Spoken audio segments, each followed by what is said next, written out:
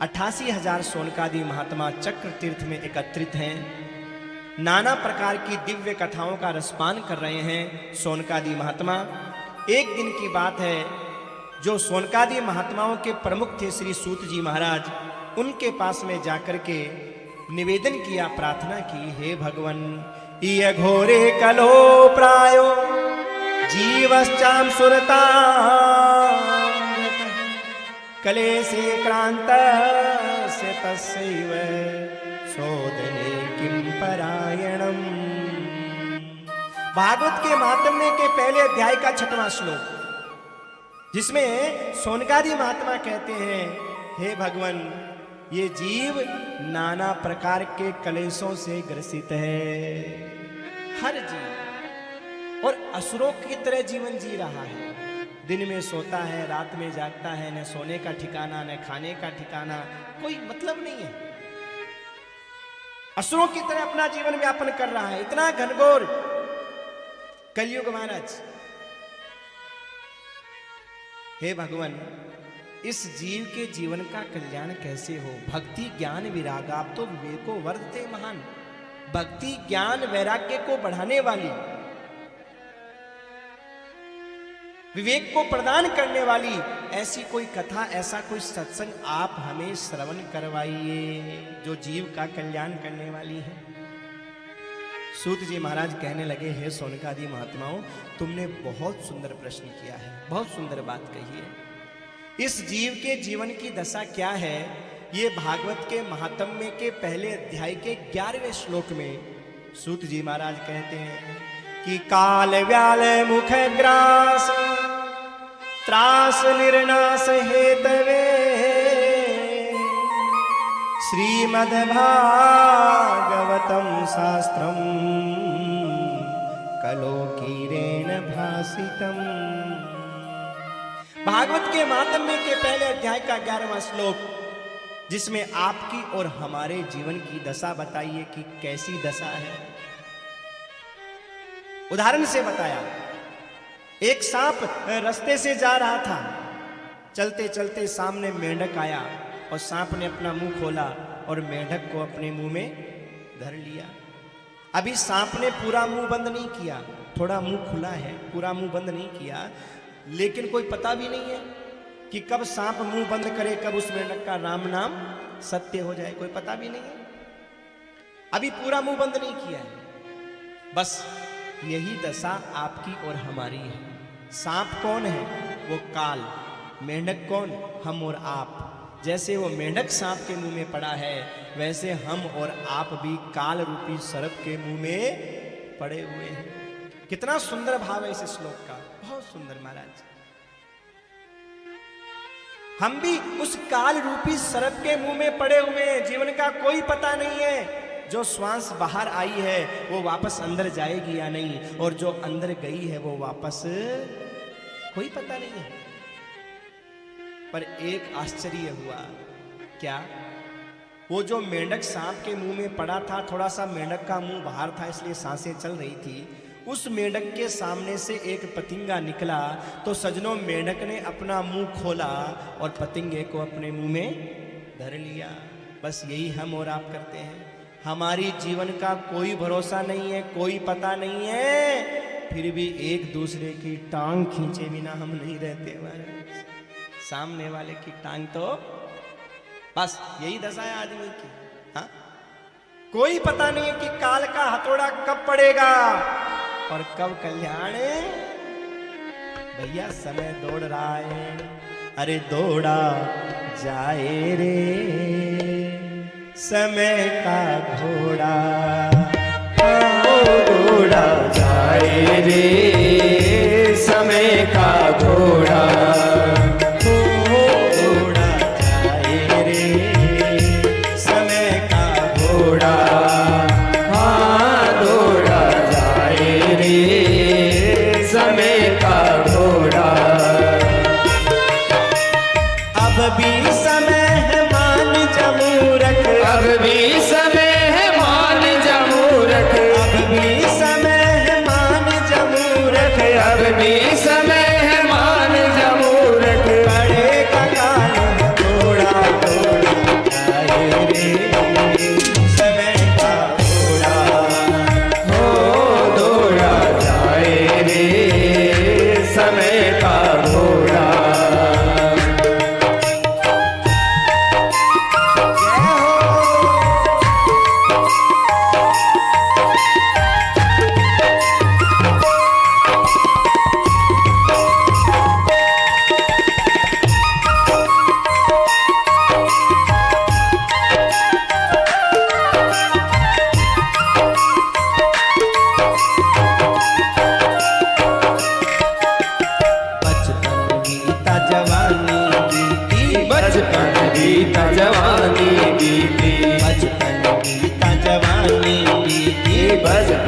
बीता जवानी बीती, रहा है बुढ़ापा तेरा, बीत रहा है बुढ़ापा तेरा। राम नाम तू गाले बंदे, राम नाम तू गाले बंदे, कृष्ण नाम तू गाले बंदे, कृष्ण नाम तू गाले बंदे। करेगा काल थोड़ा थोड़ा आए रे समय का घोड़ा, हो दौड़ा जाए रे समय का घोड़ा।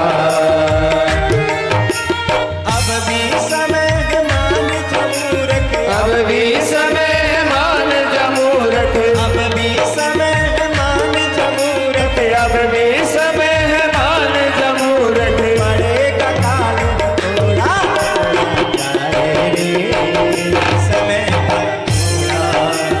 हो दौड़ा जाए रे समय का घोड़ा।